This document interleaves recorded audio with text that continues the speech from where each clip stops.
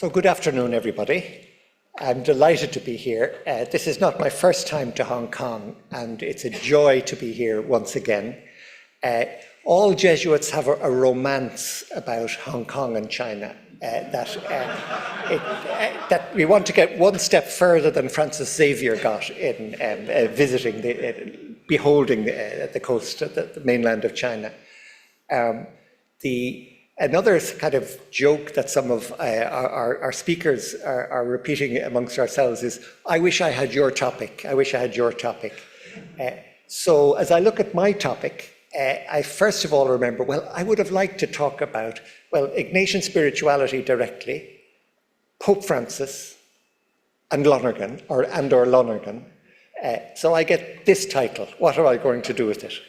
If there's something distinctive about this title, so again, the question of not repeating each other, church reform as front and center is what characterizes the topic that has been given to me, I think, with special reference to Vatican II and to synodality, although I'm a thinker that likes to think broadly, shall we say, or some would say undisciplined. So there'll be a lot more than Vatican II and synodality in what I hope to say. I did enjoy Travis, the surname again, Le Couture. I didn't say if that's. I was very happy to see this talk. It was von Balthasar on church reform. And as we look at the title, we can't quite see it there, of the conference, that is an important part of the title of the conference, after all. So the influence of Jesuits on contemporary theology and church reform. So church reform from Vatican II to the Synod of Synodality. But we'll see. I have to try to, of course, watch my time. Let me just how do I click? Okay, yeah. Oh, I didn't want to show that immediately. What do you think, just broadly speaking, first reactions, instinct of church reform, who do you immediately think you would talk about? For the slightly theologically informed, they would think about Yves Congar, who wrote a famous book, in English it would be True and False Reform in the Church, deeply influential in Vatican II. Some people said that Vatican II was Yves Congar's council. So just a little word there as well to remember, we don't want to be triumphalistic Jesuits here. So we weren't the only or even the major agents of change in Vatican II, for example. And kudos to Yves Congar, for example, and his Dominican mentor, Marie-Dominique Chenu, is extremely significant. But anyway, that might be, I have 7 slides that are chatty and introductive, and then you still have your lecture coming up. So so spontaneous thoughts about church reform. Martin Luther, and the term ecclesia semper ad reformanda, trying to get my Latin grammar correct. The church always in need of reform is another famous, you might have heard of it, reference. They say it's associated more with the Reformed theologians, a little bit more than Martin Luther, but it would have influenced the way that Yves Congar takes up the theme. So, of course, reform, church reform talk is very related to the Protestant Reformation. And then what we like not to say is counter-reformation. We prefer to say the Catholic Reformation that paralleled the Protestant Reformation. And the Jesuits were in their heyday and had a very central role, if there's no question, but the Jesuits were important agents in the Catholic reform of that time. But still, this term reform, thinking on, Vatican II as a reforming council, we'd all have that instinct. For many people, maybe not so theologically trained, but Vatican II reform, the Mass started to be said in the vernacular languages. Obviously we're talking ecclesial reform, reform a little bit observable in church behaviour activities, the relationship of hierarchy to lay people, ecumenism. Pope John the 23rd said he wanted an ecumenical and pastoral council and not a doctrinal council. But I put in the last two, religious freedom. Archbishop Lefebvre, the French archbishop who went into schism with the Catholic Church over Vatican II. Interesting, what did he consider were the two key doctrinal developments in Vatican II, which were, of course, doctrinal errors as far as he was concerned. And they were those bottom two, ecumenism and religious freedom. So that's very clear that there was reform going on and reforming of church structures and behaviours. But just let's note, we're probably all aware of the document, Gaudium et Spes, the Church in the Modern World. I want to call it a civic, but this has to do with the mission in the world of the Church, a more friendly relationship with the world, critical but positive. And so reform already in Vatican II clearly has something, I prefer to call it civic.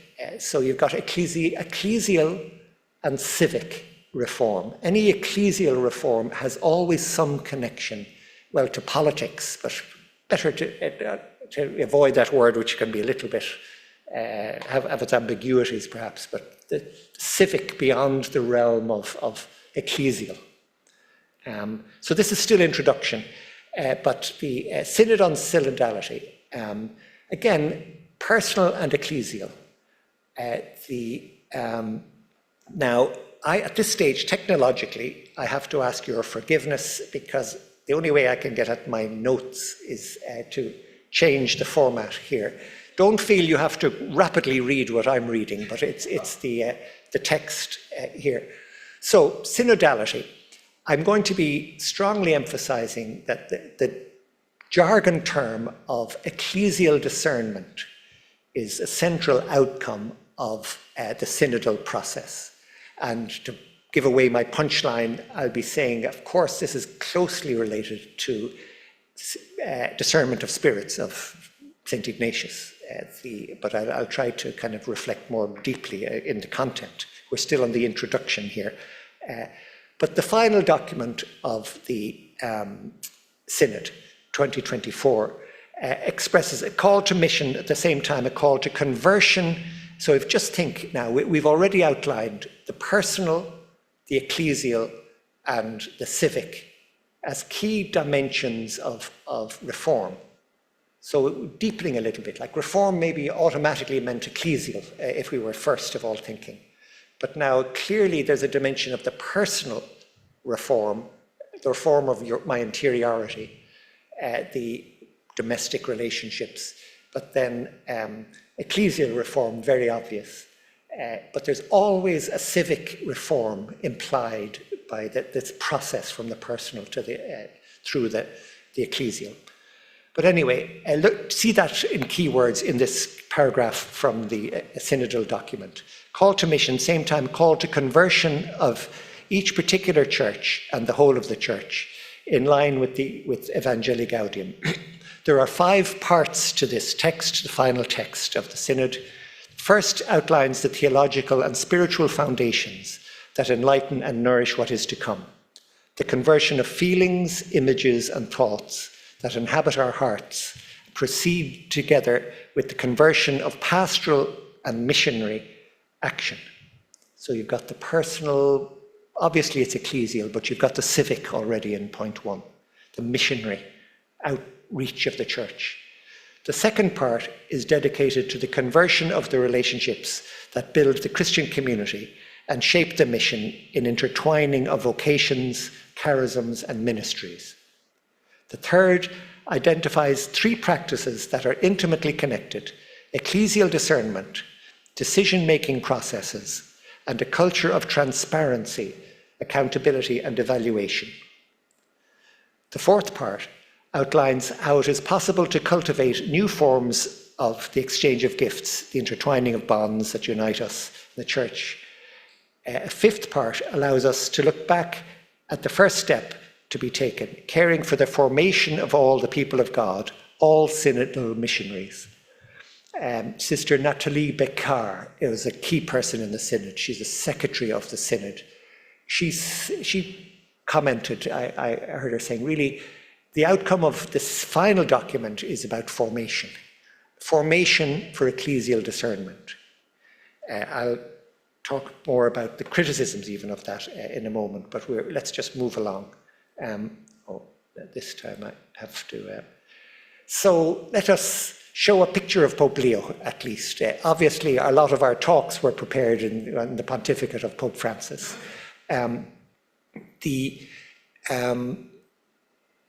Pope Leo is in continuity with synodality.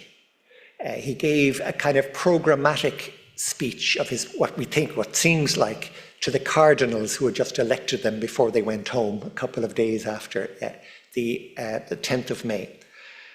I would like to highlight several fundamental points that will characterize my pontificate.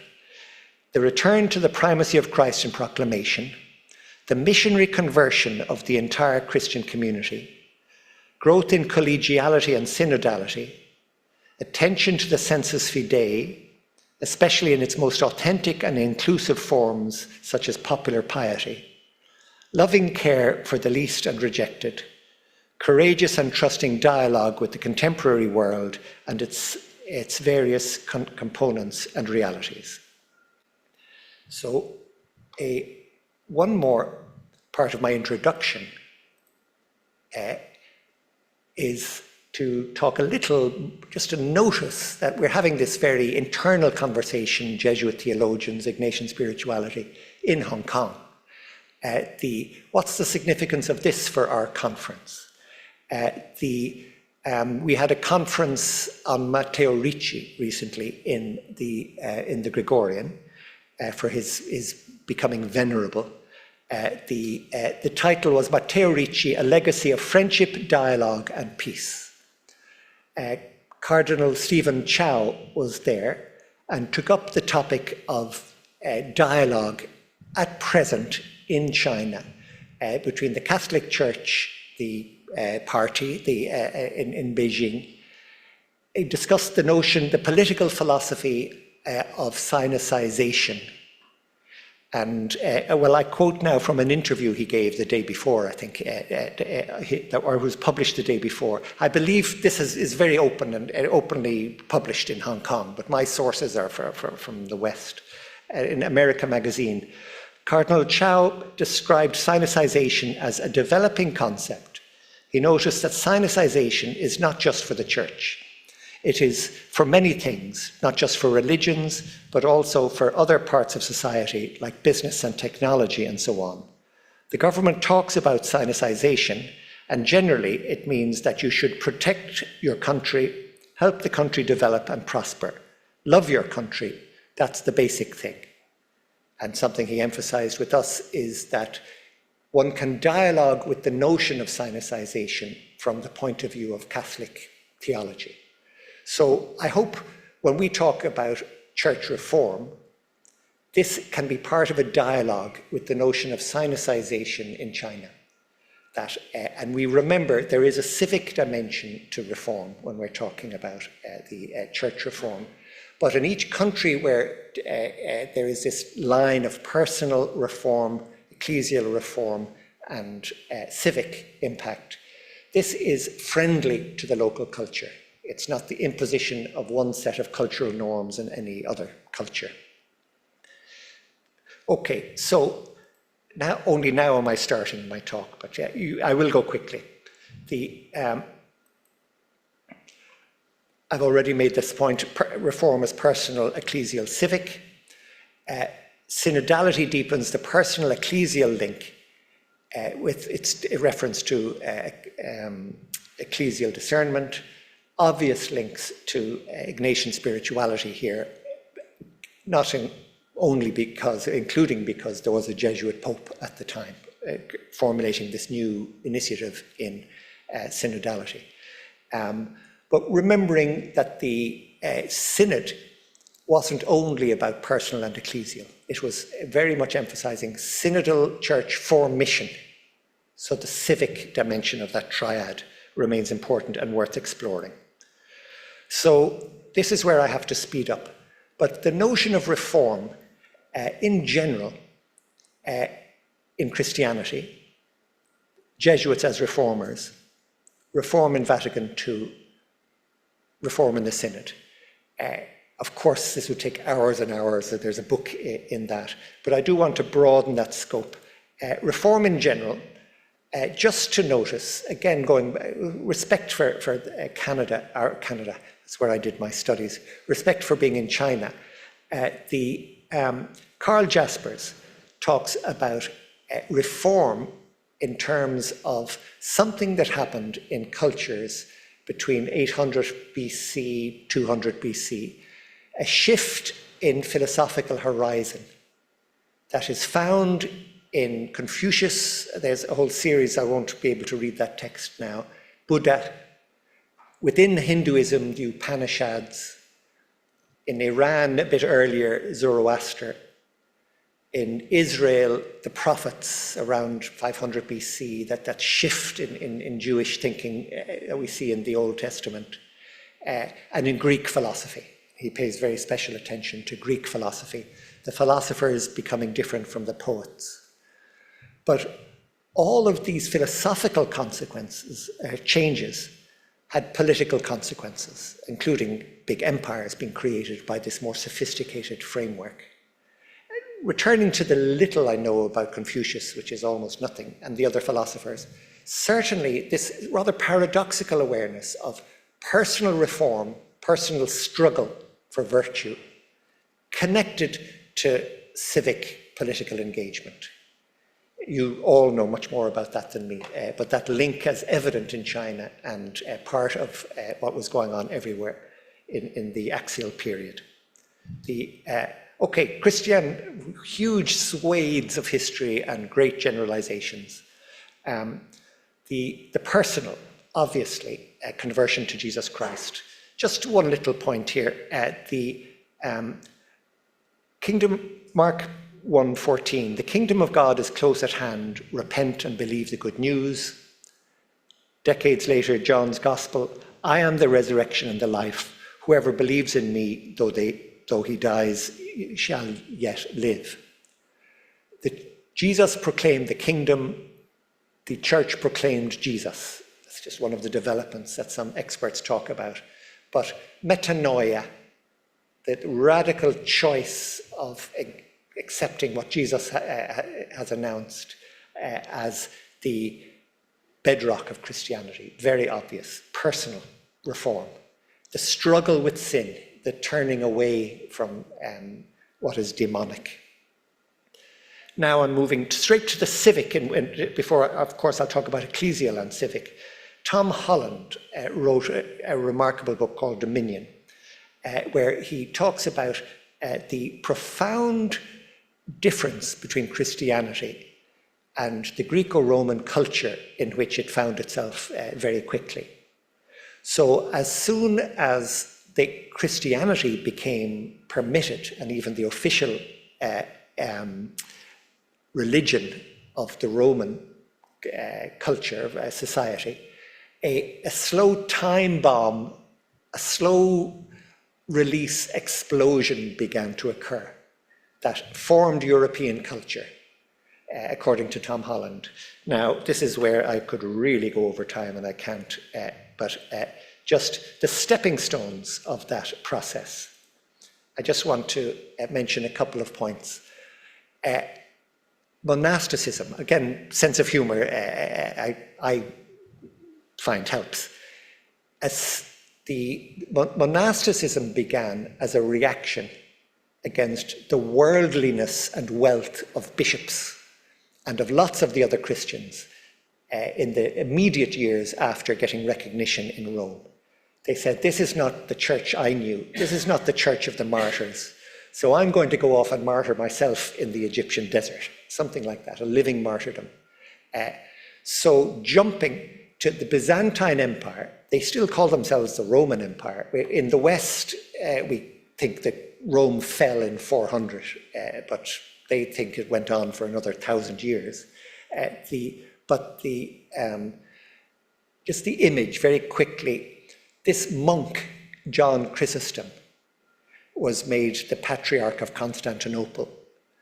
And he was a wonderful monk. He'd actually been a good bishop in Antioch, but he only lasted about 3 months in Constantinople because the protest, the reforming sense of protest, civic protest of monasticism, well, he wasn't going to handle that very well. So the wife of the emperor got rid of him quick. But just 100 years later, this infiltration was happening. The Emperor Justinian created a codex of law, the Justinian Code, which is remarkable for the impact of Christianity on Roman law. The rights, the equal application of the law to everybody was a Christian innovation over Roman practice and law that is found in the Justinian Code. And secondly, Tom Holland is in the background of a lot of this.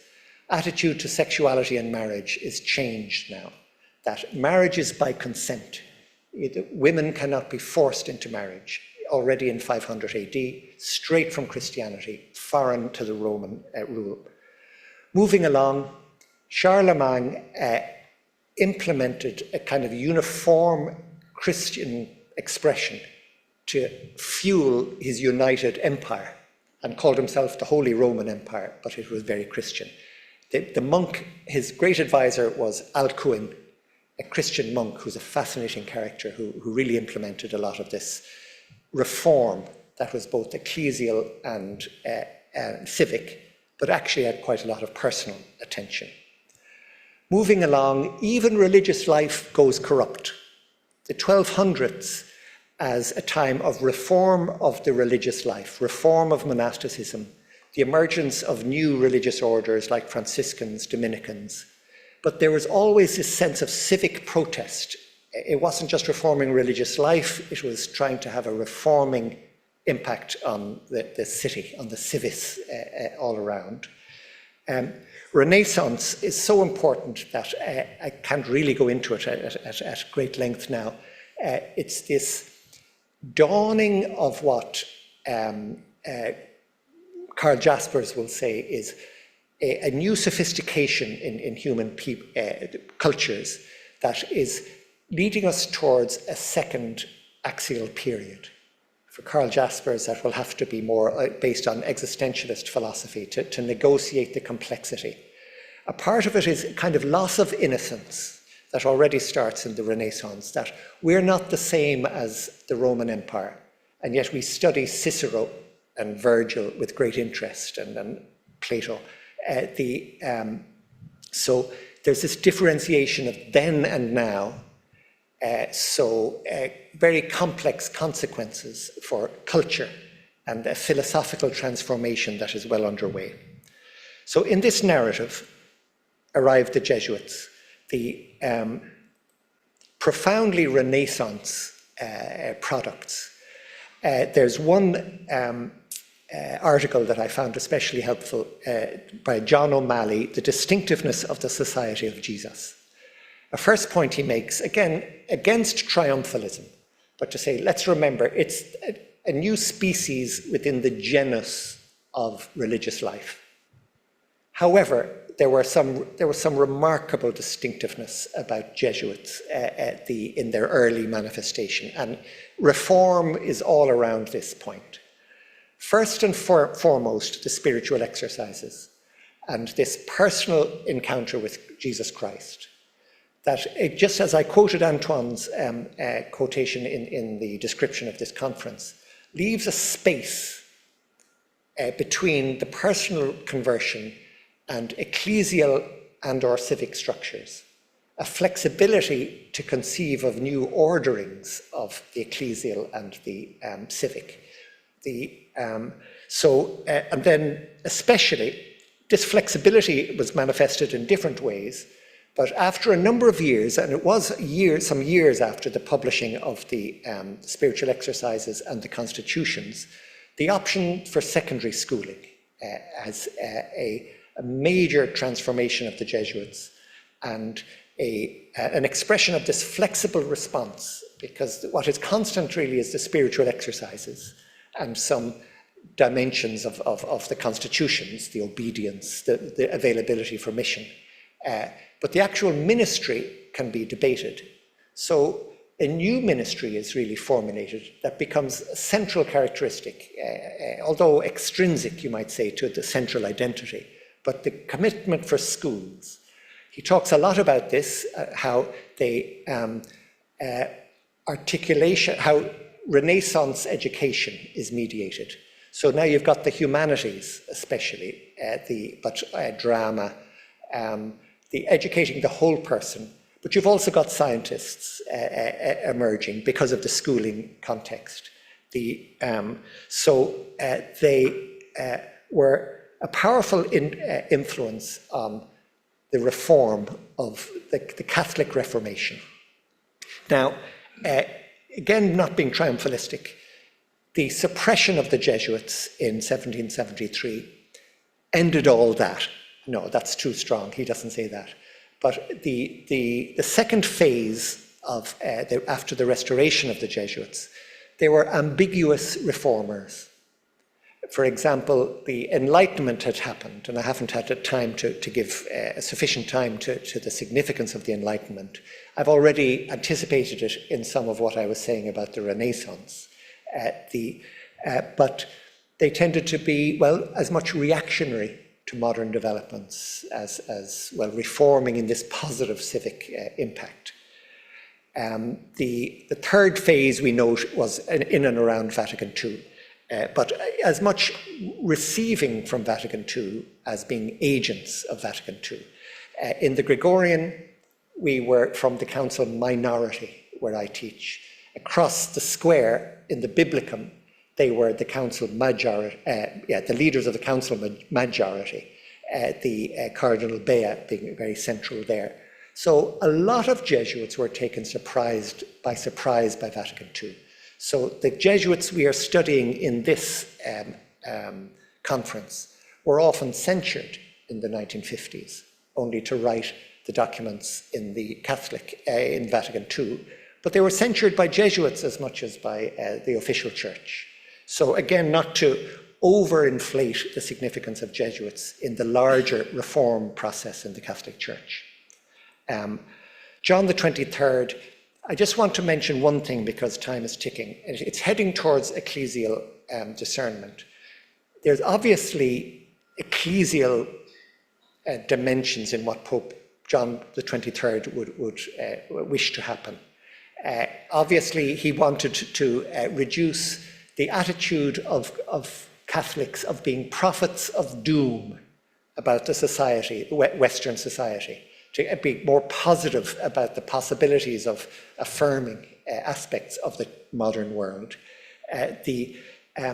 But of significance was that he said, look, basically rang the death knell for neo-scholasticism as the sole-defining philosophical structure for Catholic theology by saying the deposit of the faith is one thing. The philosophical categories by which we communicate the deposit of the faith is another thing. So we can embrace critically modern literary methods of study.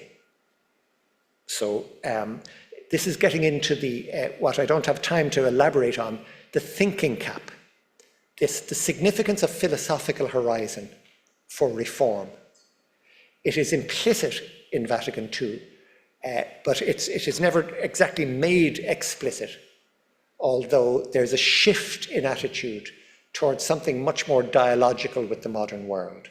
But what that implies philosophically as getting beyond this kind of static framework that neo-scholasticism offered was implied more than always named very directly. So in this outrageous rushing through history.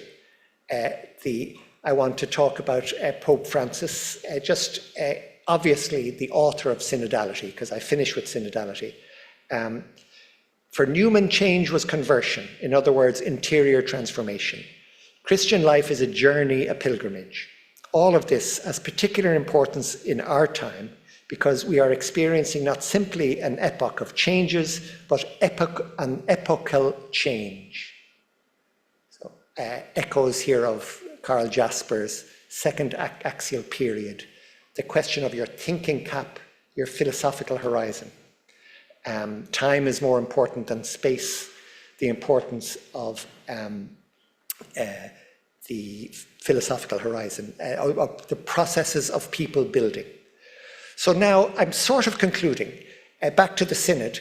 I don't have time to go into long quotations about ecclesial discernment, but let me just put it this way, that a lot of journalists were disappointed by what seemed like a lack of concrete results in the Synod. So what they were failing to see was, for example, ecclesial changes that they wanted. That would be the more progressive voice. There were other voices very present in the Synod that did not want to see the kind of changes that progressives wanted. So was it just a cancellation of energies and therefore politically not interesting, as a number of the journalists said? What I want to stress is that there is all the participants in the Synod were saying this. What can sound like a small step is actually a culture shift. The mentality of dialogue, of consultation that is implied in ecclesial discernment is culture changing for the Catholic Church. Jesuits, and in fact a lot of other religious orders, get a double take on this because it's quite familiar to us. The communal discernment is a practice that, at least since Vatican II, most Jesuit provinces, perhaps not all Jesuit provinces, have internalized and rendered normal. Discernment of spirits moves to a sort of community meeting dynamic, the listening to each other. But I've heard from so many participants, like bishops, Irish bishops, saying, gosh, it was wonderful, I've never experienced this before, and we have to try and bring this back as a culture to our environment. So that's it. You're lucky you're not going to get this, but there was an implicit Bernard Lonergan approach in everything that I was saying. He uses Jaspers to talk about a new axial period based on the kind of religious, moral, intellectual and psychic conversion that Gordon Rickson was talking about. So I'll just finish with this, how clearly ecclesial discernment is related to the transcendental precepts of Lonergan. And this can be a way forward, in my opinion, but that many won't agree with me. In seeing Lonergan as playing a key role in theology in a synodal church. But that's my commitment. But still, ecclesial discernment, and be attentive, be intelligent, be rational, be responsible, be in love. And just final, not a word, but look at Pope Leo. We hope that's the unfinished business, that the synodal church needs deepening in this kind of way. Thank you very much.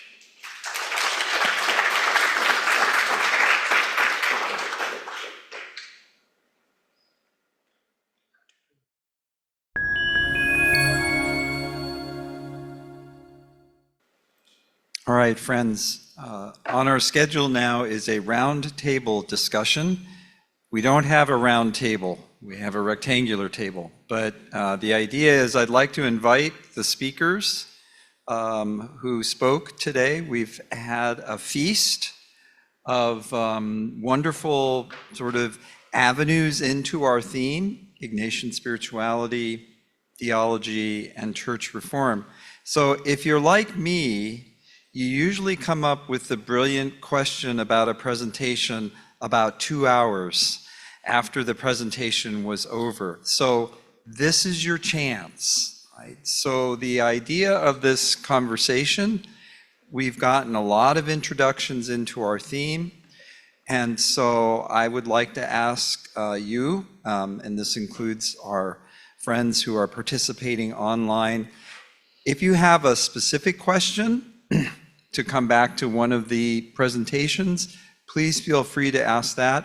Or if there's a question that has been formulating in your mind as you look at how different theologians like Hans-Josef von Balthasar, Henri Lubach, Karl Rahner approach this idea. If you have a general question, please feel free to address that to either to an individual or to all of us. So why don't we take a minute or two to reflect and come up with your question. Yep. Thank you. Maybe it's a question to Gerard, but it could be then for the others. It's about the meaning of reform or reformation. If we speak of Ignatius, because it is about Ignatian spirituality, how would you define what the reform was about for Ignatius?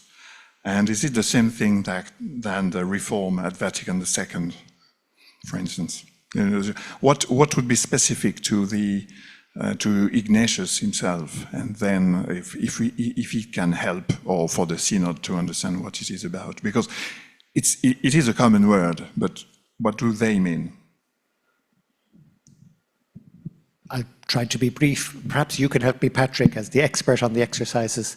There's, at the very beginning of the exercise, there's some formulation about what it's about, and it's something along the lines of the reforming of disordered affections. So it's obviously personal, at the personal level. So to move to the ecclesial and the civic is another rather complex question. And I liked what John O'Malley was doing, but there were ecclesial and civic consequences. And then time passes and the complexities increase.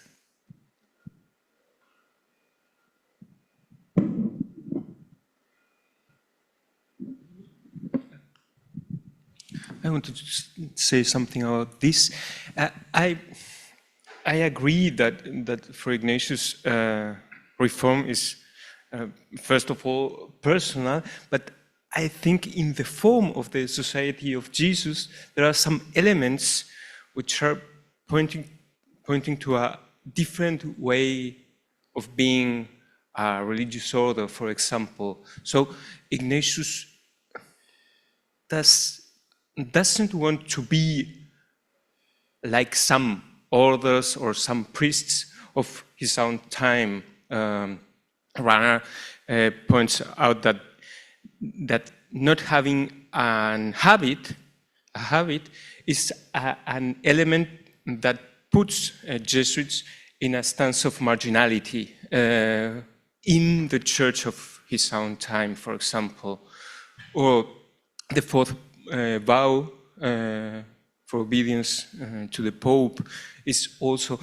So it is personal reform, but it's also a form of reform for the church. At least we don't want to be as some of the others. This is an element of criticism, I think.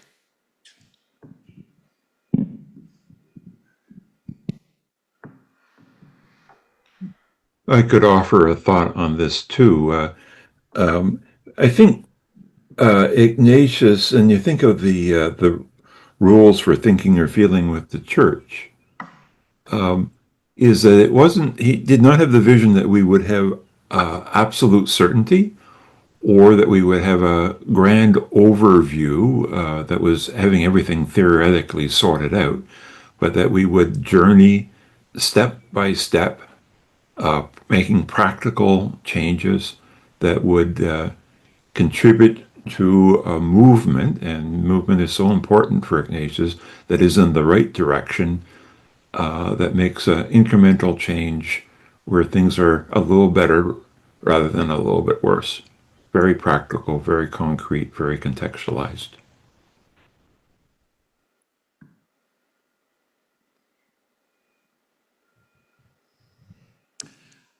Can I throw something in? I mean, I'm not a Jesuit and I don't speak with the same expertise in some of the finer points of Ignatian spirituality or Ignatian history as the others do. But it seems to me, I mean, the question of reform begs a certain way of understanding, as we have been hearing, a certain way of understanding progress and development, which is to say a certain understanding of how history unfolds in the church and more broadly.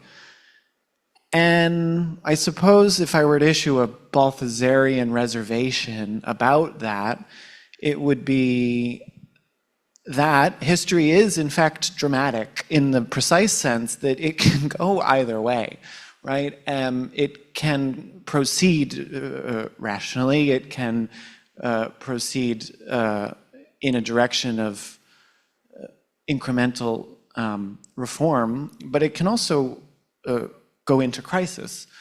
And we have to maintain the capacity to recognize and take seriously not only the risk of losing a certain vision of reform, losing a certain vision of church, which would make reform more difficult or impossible in a given time or place, but you know, degrading those capacities to recognize and to deliberate together. In other words, I guess my concern is that you know, there's a way of talking about reform where, well, it becomes domesticated in some way, and it loses that dramatic element. And the risk, not just of factionalism, but of a certain kind of disintegration, I think is always what really reform is up against. Not so much a conservative turning back or retrenchment, but something perhaps more dramatic. And I think we see this flare up at particular times and places historically. I don't know if this connects to what anyone's thinking about, but it seems to me important to warn.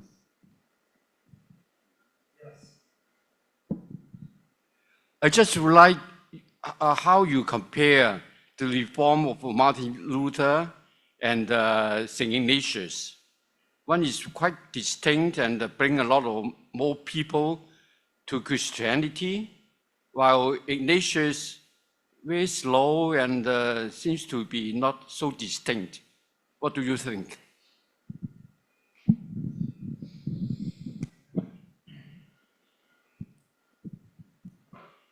Well, I really like to draw the parallels between Luther and Ignatius as two reforming Renaissance, early modern figures in Christianity. There were a lot of similarities. Yes, what you say, you know, obviously protesting, breaking away, and more of a rapid recruitment, more of a slow burn with the Jesuits. But there were some rapid consequences of the Jesuit impact on schools, for example, the Counter-Reformation. You can call it the Counter-Reformation in some ways. The reversal of the boundary between Protestant and Catholic Europe was achieved by a line of Jesuit high schools across the middle of Europe. But in the positive sense, responding, you know, within the Catholic Church and without of the Catholic Church to the same exigence, which was brought around by the shift of culture that was happening. And, you know, they really did live around the same time. Ignatius studied in the same college within the University of Paris that Calvin had studied in. So even going back to the change of dress, etc., the characteristics of the Jesuits. One opinion is that there had been such criticism of the church, even by Catholic humanists like Erasmus, that he was a lot of the choices were so as not to offend the humanists anymore. And that was, of course, something very, well, Luther had a big argument against Erasmus, but they were still very much both humanists and of the Renaissance. So the parallels are fascinating, I find, and I find it a very fruitful line, with ecumenical consequences, of course, for the present. Yes, in the back.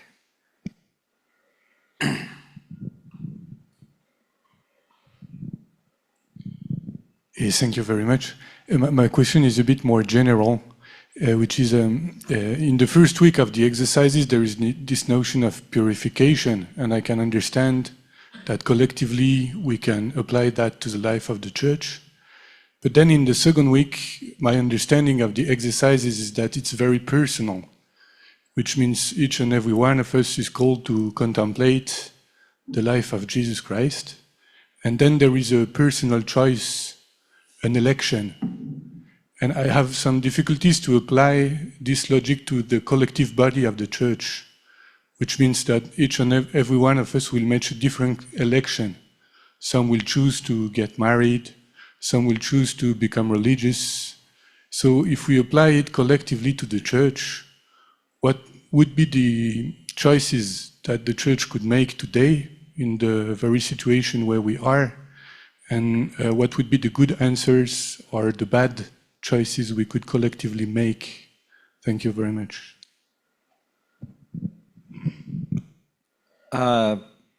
So now I get to give you a spoiler for tomorrow's talk. I mean, the grace of the first week is both to experience the destructive power of sin in the world and the fact that I'm involved in it, but also we have to remember that in the colloquies to the first week contemplations, there's an Ignatius, only in a couple of places in the exercises does Ignatius tell you what you're supposed to feel, because he wants you to respond. But he says, respond with surging wonder that God still loves us, that God, if you will, sticks with us. God gives us a chance to reform. So the grace of the first week is an experience of God's mercy.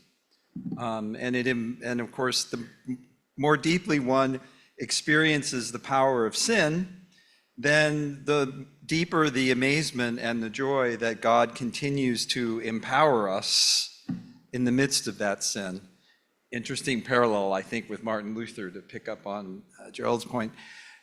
Now, let's remember one of the first things that Pope Francis did within 2 years was declare the year of mercy. So I think, because the other thing about the exercises some of you know is Ignatius said if a person wasn't able to appropriate the grace of the first week, they shouldn't go on, particularly to the second week where one makes the election, the choice. And so I think Pope Francis gives us one response to this, is to say that as a community, we have to find a way as a community to, and this gets a little bit to the issue of reform, it gets to the issue, for instance, I think in the United States, the Jesuits have given a very powerful witness about slavery in the United States and the fact that Jesuit institutions owned slaves. So there's that coming to terms with sin, and I think Pope Francis gave us a model for that in the having the Jubilee Year of Mercy. And then also because that then allows a certain kind of freedom. And then, what the second week looks like in that corporate, I'll say a little bit about this tomorrow. But of course, Ignatius will individually will allow many different responses. But remember, too, part of synodality is that local churches have to respond in their own context. So your point that individuals will elect, if I can use the Ignatian language, differently. The region of Amazonia, remember his response to the Synod, Francis says, you have to discern within your local context, no one-size-fits-all answer coming from Rome. So I think one of the ways that Francis envisioned this, and the image which has already come up of the church, not even as a sphere, a circle, because a circle has a center, but as a polyhedron. And as a former geometry teacher, I have to remind you that a polyhedron doesn't have to be a regular polyhedron, like an octagon. And Francis knew enough, I wish he would have said an irregular polyhedron. Just this weird shape has no center. His image of the church then would allow that local churches, be it in Hong Kong or my local church in California or Chile, they're going to elect somewhat differently based on the different situations. And of course, Francis sees that as enriching. So I think we get some hints for what that looks like. And one of them is that the church as a whole and local churches have to come to terms with sin as they encounter it in their place. And then local churches then, within the broader framework of the tradition, are going to grapple with similar challenges, but in different ways. This is a long question. It's taking me a minute to read it. Actually, why don't you ask your question, James, and then Well, I'll it read wasn't this so much a question back. as more of a comment. I think that in terms of the reforming nature of the Society of Jesus, one has to think, first of all, that the society is completely dominated from the beginning with a sense of mission.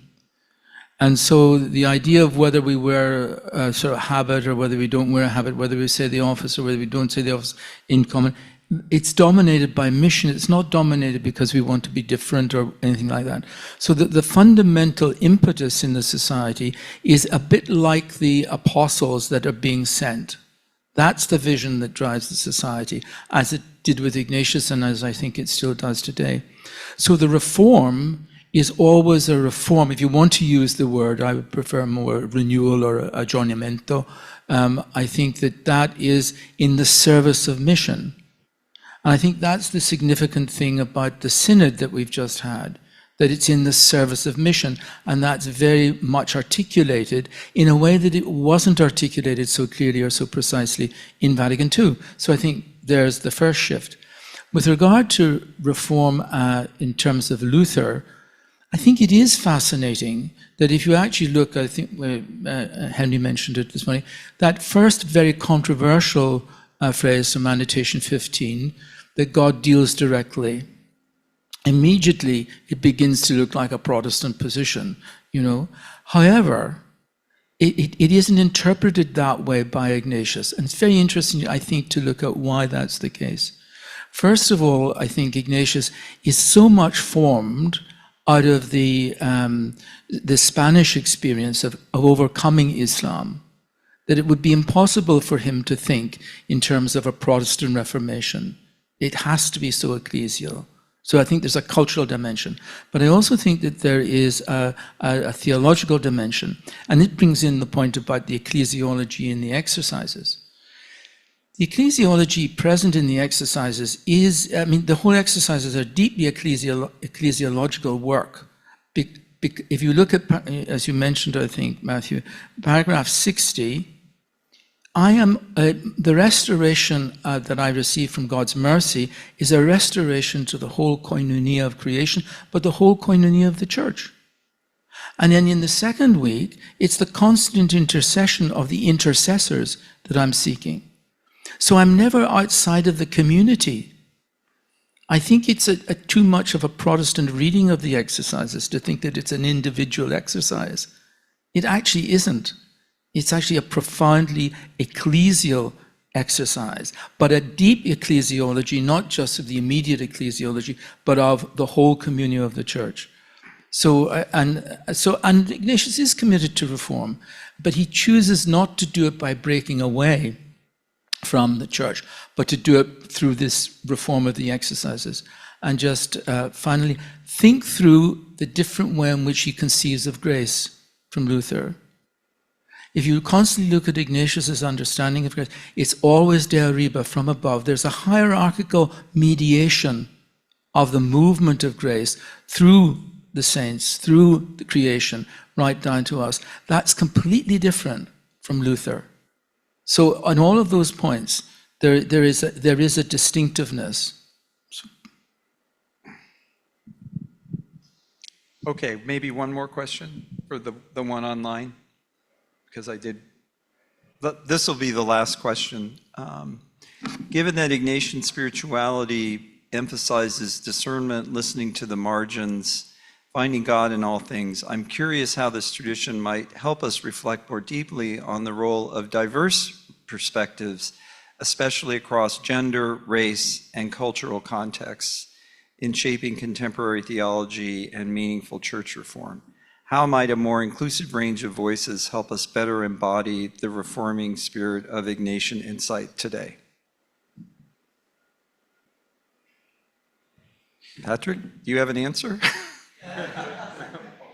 Obviously. No, Ignatius has the answer. I don't know if you ever read the letter to Ignatius to Borgia about the hat, the cardinal's hat.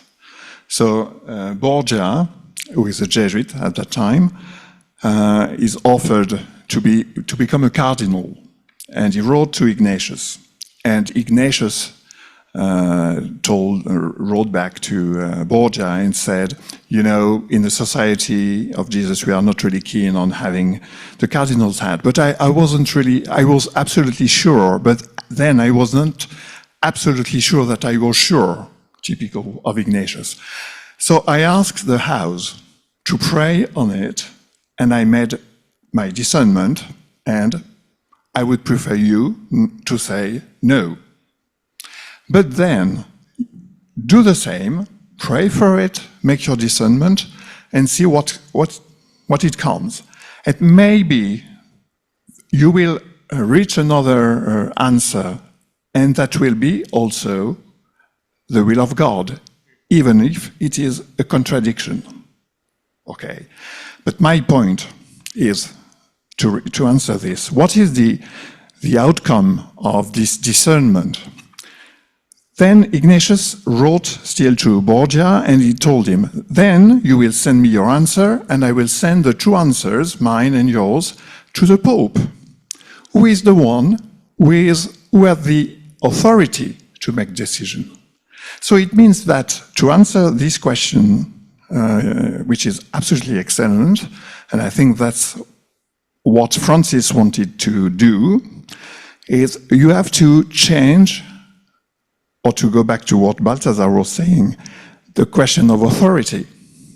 For Ignatius, he will never act in the position of someone else's authority. So even though he understands that it is not the will of God that Borgia should become a cardinal, but if the Pope wants him to be a cardinal, at the final stage, Borgia would have been a cardinal. So the spiritual discernment is, for Ignatius, never, absolutely never, a position of authority. That's very, very important. So so the answer to this question is talk to the Pope. Because at the moment, the only one who is able to make such a decision is the Pope. That's why what Balthasar suggested to reopen it, or what Francis tries to do, is really to reopen. But you could see that Francis never challenged the question of authority within the Church. So I think he's beyond what Balthasar was suggesting, in fact. So Francis, I think in this regard, is more conservative than Balthasar could have been, to be just a bit provocative, but to see what this pattern of spiritual discernment is never giving anybody authority. And if the general, for the Society of Jesus, has authority, it's not because of the discernment, it's because of the decision which has been made by the first Jesuits that one will have the power. So it's a question of the structure, authorization, authority, and discernment. So, and this is very well articulated for Ignatius. Okay, I think we're out of time, aren't we? So one final round of applause for today's speakers.